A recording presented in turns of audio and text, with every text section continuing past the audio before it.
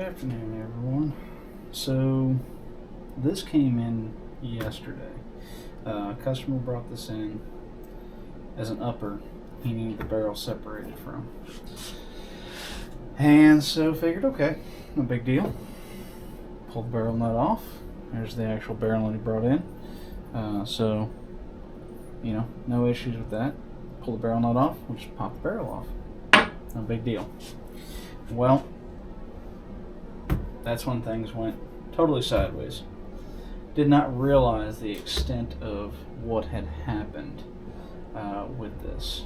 So, this is going to be an educational video for always check and make sure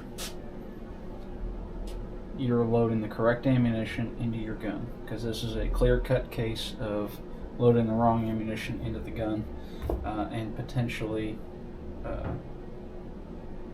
hurting or killing somebody. So let's start with the upper itself. So ignore the front takedown pin lug being sheared off. That was actually me, so was this here. That happened when we were trying to get this thing apart, because it basically came down to beating the thing apart with a hammer and a punch. Same thing with this cut along the receiver here, as well as this cut along the receiver in the rear here. That was all done by me, which is why there's a zip tie holding that back in there so you could see. But if you'll look here, both sides of the upper receiver totally bowed out. I mean, this was a significant incident where this happened. Part of that bow is from the separation when I cut this thing, but 90% of it is the fact that this thing had a catastrophic failure.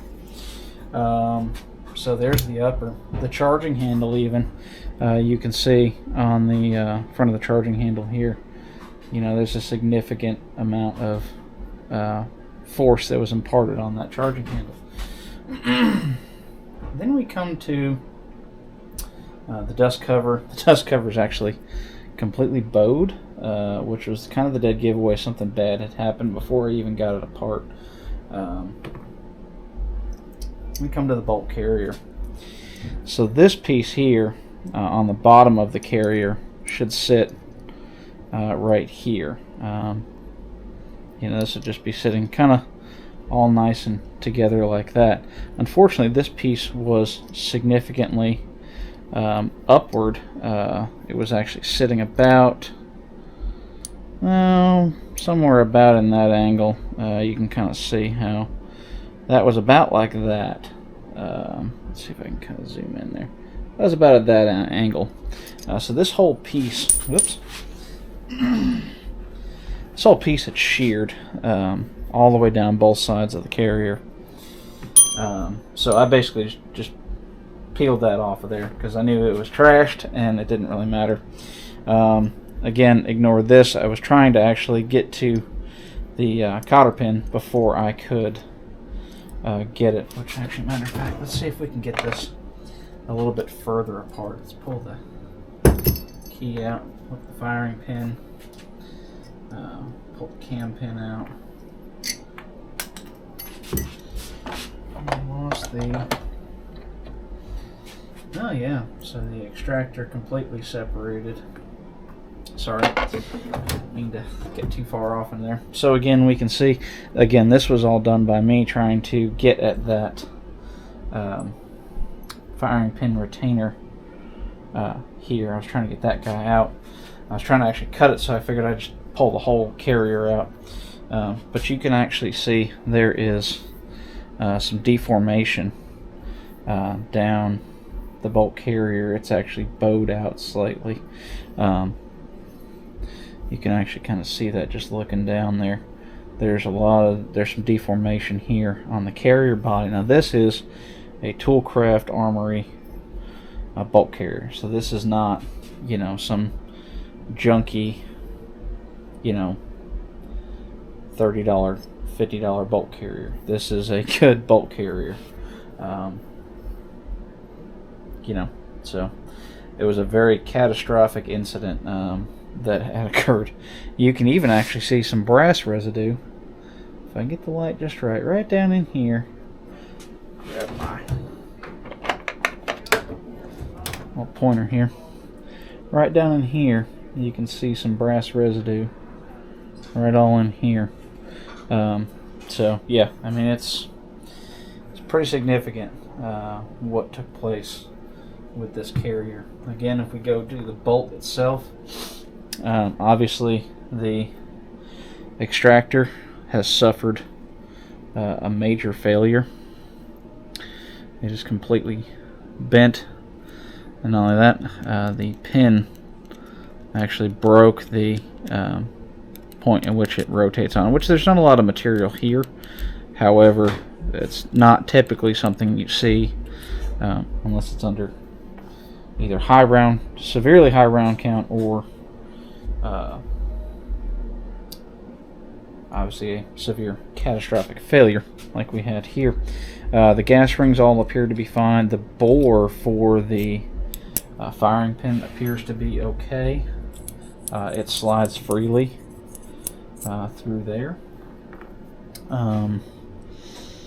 The cam pin again also seems to be, if I go in the correct direction, seems to be okay.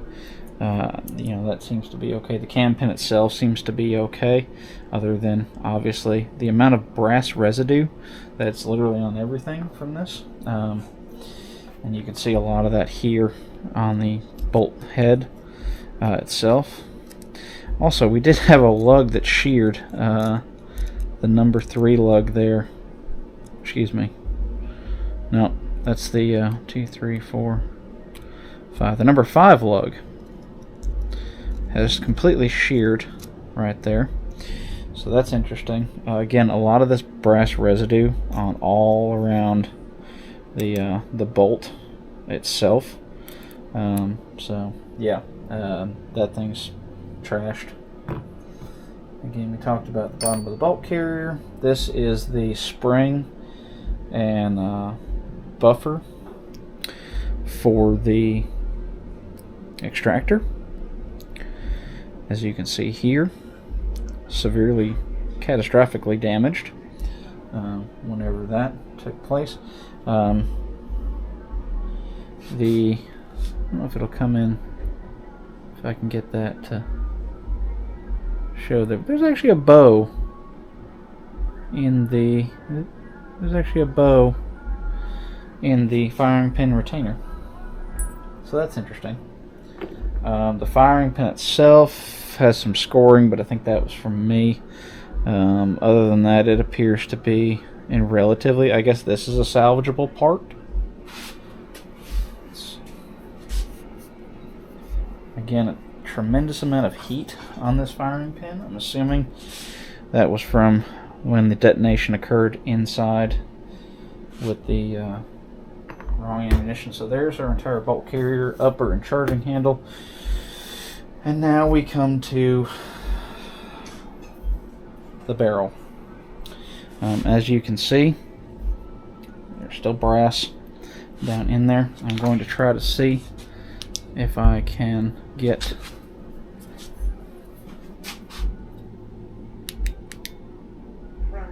you can see that piece of brass down in there. I don't know if it will come through on camera, but it is actually labeled. Let's see. Wish I had a third hand. Right here, there's a label.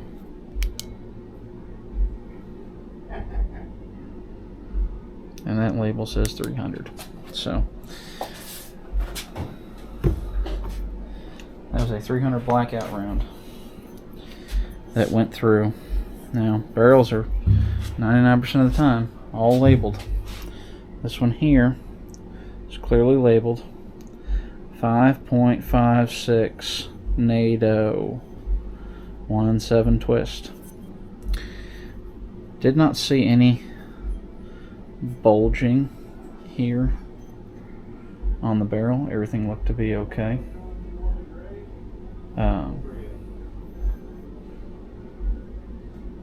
But yeah, catastrophic failure of probably epic proportion. I tried to extract that piece of brass. It is in there. I cannot get it apart. So, please, please, please,